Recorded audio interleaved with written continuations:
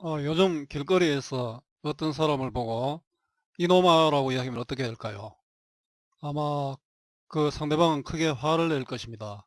그러나 세종대왕 때 이놈아라고 얘기했으면은 별 다른 문제가 없었을 겁니다. 자, 놈이라는 말은 세종대왕 때는 사람이란 뜻이었지만 지금은 비속어로 바뀌었죠. 이와 같이 언어는 의미가 변합니다.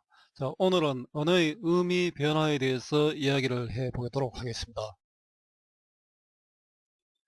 자, 의미가 변한다. 자, 의미가 변한다는 것은 언어가 변한다는 것이죠. 자, 언어가 이렇게 변하는 성질을 언어의 역사성이라 합니다. 역사성과 대비되는 성질로 사회성이 있죠.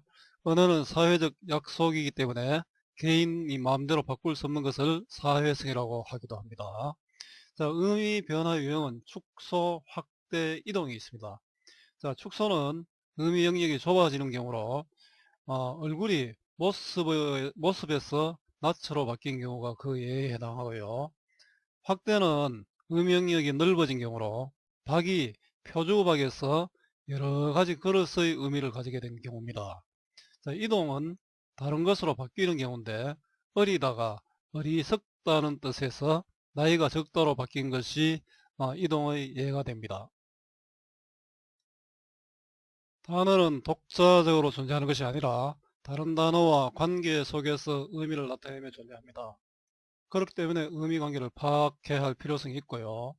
단어의 의미는 시간의 흐름에 따라 변화하는 일이 적지 않죠. 자, 의미 변화를 파악해야 할 필요성이 여기 있습니다. 우리가 한 편의 글을 완벽하게 이해하기 위해서도 의미 관계나 의미 변화 양상을 파악해야 합니다. 자, 단어의 의미 변화에 대해서 한번 알아봤고요. 자, 세수라는 말을 통해서 한번 정리를 해보겠습니다. 세수는 얼굴을 씻음의 의미인데 원래 이 세수는 손을 씻는다는 뜻이었습니다. 손을 씻는다는 뜻에서 얼굴을 씻는다는 뜻으로 바뀌었으니까 자, 이건 얼굴을 씻는 의미를 따로 갖게 된 것이죠. 자, 이거는 의미가 더 넓어진 것입니다. 그래서 의미의 확장이라고 할 수 있습니다.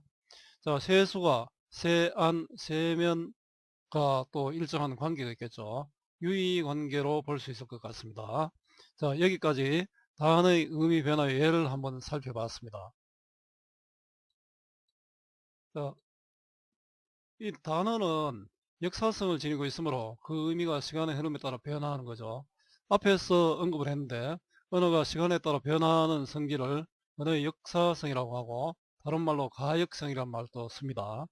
이와 반대로 언어는 사회적 약속이기 때문에 개인이 마음대로 바꿀 수 없는 것, 그걸 사회성이라고 구속성이라는 말을 쓰기도 합니다. 자, 인간의 생활 방식, 심리 상태, 사고 방식, 가치관, 시대적 역사적 상황의 변화 때문에 우리가 의미가 변화하죠. 자, 의미 변화의 요인이 바로 이러한 것입니다. 자, 의미의 영역이 좁아지는 경우도 있고, 자, 의미의 영역이 넓어지는 경우도 있고, 전혀 다른 것으로 바뀌는 경우도 있습니다. 자, 우리 의미 영역이 좁아지는 것을 축소, 의미 영역이 넓어진 경우를 확대, 다른 것으로 바뀌는 것을 이동이라고 합니다. 자, 의미 변화의 이유와 유형을 살펴봤고요. 자, 이제 의미 축소를 알아보겠습니다. 축소는 원래 단어가 지시하던 의미영역이 좁아지는 경우입니다. 얼굴은 원래 모습, 형체의 의미였는데 오늘날에는 눈, 코, 입이 있는 얼굴의 앞면으로 한정이 되었죠. 자, 이와 같이 얼굴이 모습, 형체에서 머리 앞면으로 바뀐 것은 의미 축소가 되겠죠. 자, 여기까지 의미 축소의 뜻과 예를 살펴봤습니다. 자, 이제 확대입니다. 확대는 원래 단어가 지시하던 의미 영역이 넓어진 경우죠. 바가지는 박을 두 쪽으로 쪼개 물을 푸거나 물건을 담는 그릇이었습니다. 지금은 박만이 아니라 플라스틱이나 쇠, 그와 비슷하게 만든 그릇을 뜻합니다. 자, 이와 같이 바뀐 것은 의미 확대가 된 경우죠. 자, 바가지가 박으로 만든 것에서 플라스틱, 쇠 등으로 확대가 된 것이 바로 의미 확대입니다. 자, 지금까지는 확대의 뜻과 예를 살펴봤습니다. 자, 이제 의미의 이동에 대해서 한번 알아보겠습니다.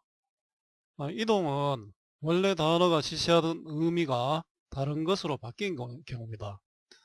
어리다란 말이 있는데요. 어리다는 말은 원래는 어리석다의 의미였습니다. 지금은 나이가 어리다, 나이가 적다, 나이가 어리다, 나이가 적다의 뜻으로 바뀌었죠. 자, 이것은 의미가 이동된 경우가 되겠죠. 자, 어리다가 어리석다에서 나이가 적다의 뜻으로 바뀐 것이 바로 의미의 이동입니다. 자, 여기까지 의미의 이동의 뜻과 예를 한번 살펴봤습니다. 자, 이제 활동을 통해서 한번 정리해 보겠습니다. 자, 축소, 확대, 이동 중에서 다음 의의 의미 변화에 해당하는 것을 빈칸에 적어보자입니다.